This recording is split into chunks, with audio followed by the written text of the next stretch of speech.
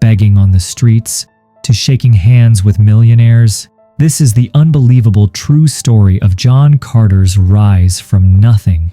John Carter sat on a cracked sidewalk, his back against a cold brick wall, watching people walk past him as if he were invisible. His fingers, stiff from the evening chill, trembled as they gripped a torn cardboard sign that read, "Hungry, anything helps." A mother and her child crossed the street, just to avoid him. A businessman threw him a quick glance, then looked away, as if ashamed to acknowledge his existence. The sting of rejection was worse than the hunger gnawing at his stomach. John wasn't always homeless. Just 2 years ago, he had a successful small business, a loving wife, and a warm home. But then, a series of bad investments wiped out his savings. The stress led to drinking, which led to fights at home. His wife left.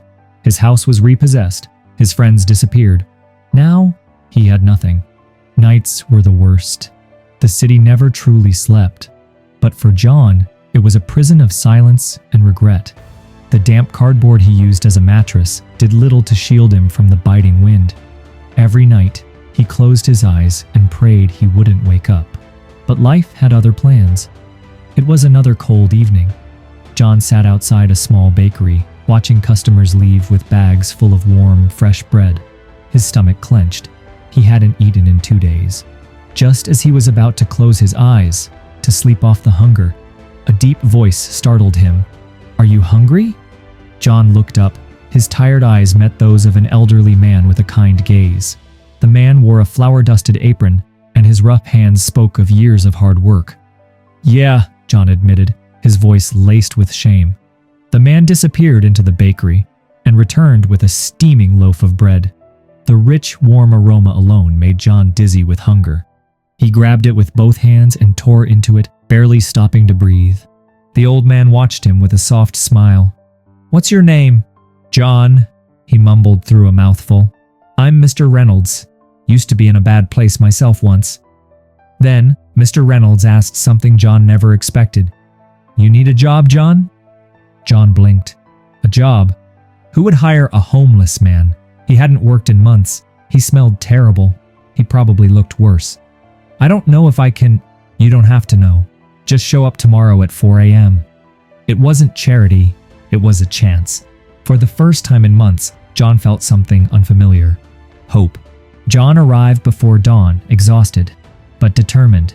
The bakery smelled of fresh dough and melted butter, a comforting contrast to the garbage and cigarette smoke of the streets. "Put this on," Mr. Reynolds said, handing him a clean apron. John hesitated, then caught his reflection in the metal oven door. His face was hollow, his beard unkempt. He barely recognized himself. The first week was brutal. His hands were clumsy, his muscles ached from kneading dough, and waking up at 4 a.m. felt like torture.